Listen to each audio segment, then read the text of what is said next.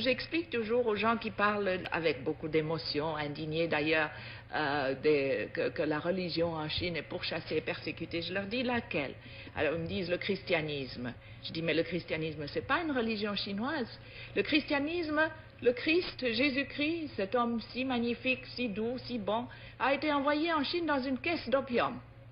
C'est comme ça qu'il nous est arrivé, avec le fusil d'un côté et l'opium de l'autre. Comment voulez-vous qu'on l'aime?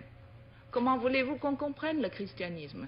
La première chose que les missionnaires faisaient quand ils étaient un peu casés, c'était durant les temps de famine et d'inondation, quand les pauvres paysans n'en pouvaient plus, de les convertir en leur donnant un bol de riz. Vous mangez, on vous baptise. Si vous ne voulez pas être baptisé, vous ne mangez pas.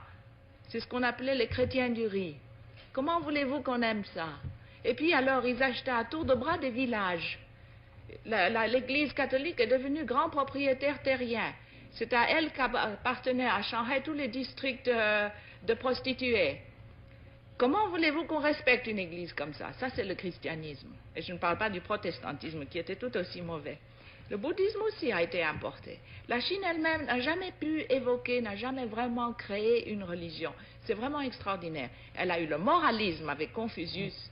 Elle a eu le taoïsme, qui est une chose très vague. Mais ce sont deux philosophies qui font du comportement moral humain la fin en elle-même.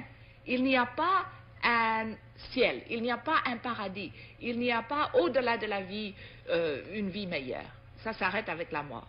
Il n'y a pas d'enfer non plus. Il n'y a pas d'enfer non plus. Il n'y a donc jamais eu de religion traditionnelle théiste en Chine? Non, pas vraiment organisée. Il y a eu un peu d'animisme et puis il y a le bouddhisme qui est venu de l'Inde, qui a subi quelques modifications. Mais la Chine elle-même n'a jamais évolué une religion. Mais elle a évolué des moralités, le confucianisme, le taoïsme, etc. Et la condition féminine en Chine, telle que vous l'avez vécue et telle qu'elle existe aujourd'hui?